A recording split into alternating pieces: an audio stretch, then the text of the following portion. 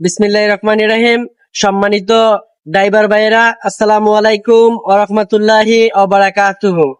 সম্মানিত ড্রাইভার ভাইয়েরা, আমার এই ভিডিওটা শুধুমাত্র যারা রুট গার্ডে ড্রাইভিং করেন, গাড়ি চালান, আপনাদের উদ্দেশ্য নিয়ে। ইতিমধ্যে আপনারা সবাই জেনেছেন, দিঘিরপাড় গ্রামের একটি আমাদের বয়সী একটা ছেলে অটো চালাতো, তাকে বাঙ্গুরা থেকে রিজার্ভ ভাড়া বলে 30 নিয়ে খুন করা হয়েছে। আসলে একটা কথা নাই বললেই নয়, টাকা পয়সা আজকে আছে, 2 দিন পরে নাও থাকতে পারে। যারা এই খুনের সাথে জড়িত তাদের সর্বোচ্চ শাস্তি দাবি করতেছি। তার পাশাপাশি কিছু কথা বলি, মনোযোগ দিয়ে সবাই শুনেন।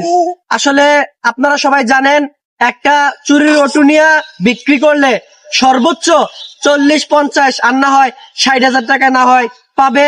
কিন্তু যে ব্যক্তিটা খুন হয়েছে তার জীবনটা কি কখনো ফিরত আসবে? আসলে কি দরকার ছিল? চুরি করে অটোটা নিয়ে গেছে, ভালো কথা, ছেলেটাকে না হয় ছাইড়া দিত।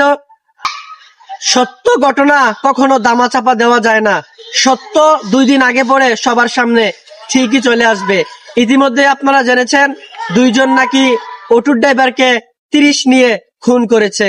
এখন যারা খুন হয়েছে এবং কি যারা খুন করেছে, কেউই তো আর রেহাই পাবে না। যে খুন হয়েছে সে তো সারা জীবনের জন্যই পৃথিবীর থেকে চলে গেছে, আর যারা খুন করেছে তাদের অবস্থা তো এখন আপনারা ভালো করেই জানেন কি হবে। আসলে যারা গাড়ি চালান, আপনারা একটু সতর্ক হয়ে গাড়ি চালাবেন। না চিনে কখনো রিজার্ভ ভাড়া নিয়ে যাবেন না। এই কথাটা বলা অবশ্য ঠিক না, কারণ হচ্ছে চীনা মানুষরাই ক্ষতি একটু বেশি করে।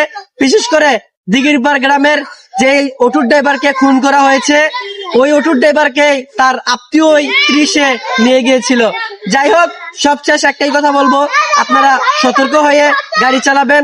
রিজার্ভ ভাড়া নেওয়ার সময় অবশ্যই আপনাদের আশেপাশে থেকে একজন হলেও নিয়ে যাওয়ার জন্য চেষ্টা করবেন। নিজেও বাঁচবেন, পরিবারকেও বাঁচানোর জন্য চেষ্টা করবেন। আর যারা এই খুনের সাথে জড়িত তাদের সর্বোচ্চ শাস্তি দাবি করতেছি। আসসালামু আলাইকুম ওয়া রাহমাতুল্লাহি ওয়া বারাকাতুহু।